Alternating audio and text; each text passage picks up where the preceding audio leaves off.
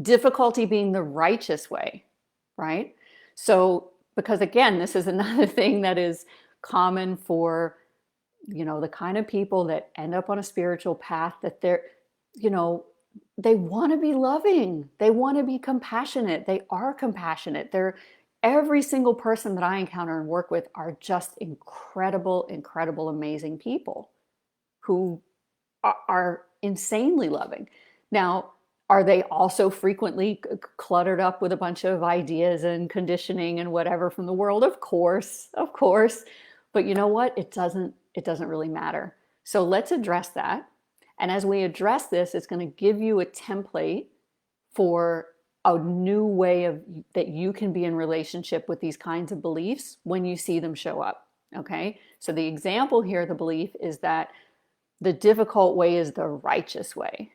Okay? That for it to be too, so the flip side of that is that if things are too easy, that you're kind of bad if they're too easy, right?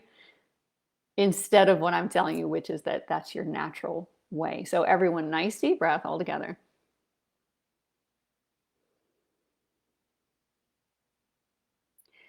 And the first thing is to notice, well, actually the person commenting said already recognized some of the results of that belief, right? So a result of that belief is then judging yourself. So that when it's easy, having judgment and being like, it's not how it's supposed to be. Okay, so let's go the other side. Let's go to the root of that belief.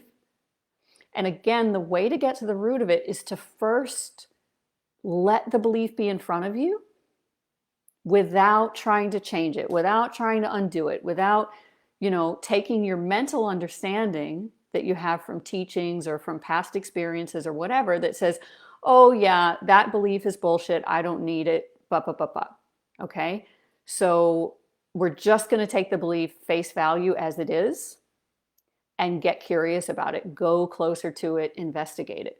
All right. So this belief that what's difficult is righteous and what's easy is bad. Just let it come in front of you as if it was true. And notice that just allowing yourself to be present with it and be there with it without flinching, without judging it and running away from it or trying to mentally override it or change it or any of that, there's going to be a sting there. There's going to be pain.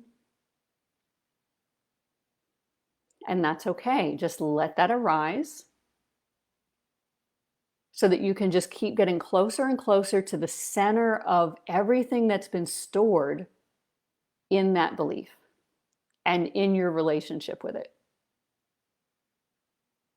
Right? And so another comment already coming through. Yeah. And if I don't believe what my family believes, they won't love me. Exactly. So that's a big thing that keeps the beliefs locked in place in the first place, is that says that once you let yourself be with this belief, that's one of the things you might notice is, okay, there's an imperative to keep this because it needs to match the people who I think I'm going to get love from. And that's why this love piece is just so important, because you can see how it naturally will just unravel everything. Because when you're completely solid in the center of your own love, then there's no need to keep bogus beliefs in order to get love from people.